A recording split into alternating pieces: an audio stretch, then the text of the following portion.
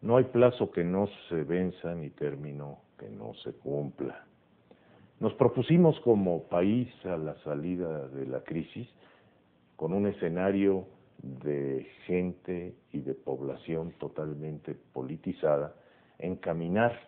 como lo ofreció el presidente Zedillo desde su toma de posesión, a la nación hacia un espacio de democracia auténtica, de modernización política del país, en un entorno donde cada ciudadano deja el vasallaje, deja de ser aquel que era tutelado por el paternalismo del Estado y que a golpes de crisis, a golpes de devaluaciones, a golpes de desencanto y de desengaño, poco a poco se fue politizando cada persona al grado de exigir la evolución política de la nación. Tomamos posiciones durante las elecciones a través de los partidos políticos que para nuestro gusto o para nuestro disgusto fueron los que lideraron las ideologías o las posturas que habrían de definir el rumbo del nuevo Congreso de la Unión y, en síntesis, modificar por voluntad del pueblo las estructuras del poder legislativo, que al igual que el poder judicial y el poder ejecutivo, cada uno de ellos debe conformar el equilibrio de fuerzas políticas de este país. Y hoy, ante los resultados electorales del 6 de julio, por primera vez en 70 años, el Partido Revolucionario Institucional deja de tener la mayoría absoluta del Congreso, conservando la mayoría relativa. Y ante esta circunstancia, las fuerzas de la oposición unidas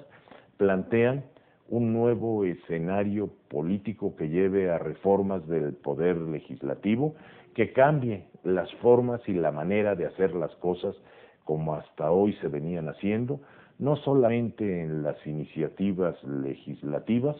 sino además participando activamente como un poder que se confronta con el poder ejecutivo en lugar de aplaudirle cada uno de sus actos. Y la confrontación va a tener que hacerse bajo escenarios de concertación, de diálogo, de conciliación de intereses, más que de una confrontación violenta y polarizada. Los tiempos ya se nos vinieron encima. Del 6 de julio al 1 de septiembre, las fuerzas políticas ganadoras han unido sus esfuerzos y sus votos en el Congreso y exigen la modificación del informe presidencial, cuando menos en el ritual político, en la forma en que se llevaba a cabo, como un acto eminentemente presidencialista, mediante el cual el Congreso de la Unión, más que escuchar al presidente, le rendía pleitesía en los escenarios solemnes anteriores al actual Congreso. Qué capaz que se pudiera levantar una voz de disidencia en un acto solemne que lo interrumpiera, ni que se entablara un diálogo como hoy lo plantea la oposición. Los diputados de la oposición, encabezados por Porfirio Muñoz Ledo, señalan como una de las formas fundamentales de su razonamiento que debe ser necesario que el presidente escuche a los diputados al término del informe con la misma capacidad que los diputados escuchan al presidente en su informe. Señala Muñoz Ledo que si bien la Constitución obliga al presidente a rendir un informe, la Constitución no manda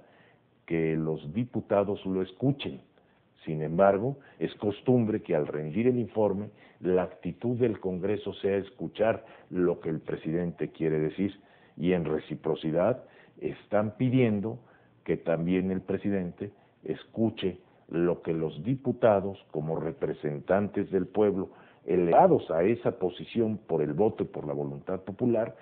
tengan también la obligación de escuchar lo que le van a decir, le guste o no le guste, sin más limitación que el respeto, buscando que los dos poderes, antes uno sumiso al otro, ahora en un plan de equilibrio, puedan platicar entre pares y llevarse cada uno los mensajes políticos importantes. Este es el principio de un México distinto y diferente. Hasta el momento de producir este comentario, no había ningún acuerdo legislativo que nos permitiera indicarles a ustedes cuál va a ser el formato el próximo 1 de septiembre. Pero lo que sí les puedo anticipar es que este informe será totalmente distinto a todos los informes que nuestra generación ha visto, por las formas y por el fondo de contenido político que tendrá que enfrentar el presidente Zedillo ante un Congreso conformado porque la voluntad popular en las elecciones limpias del 6 de julio así lo decidió, conformado por una mayoría de oposición.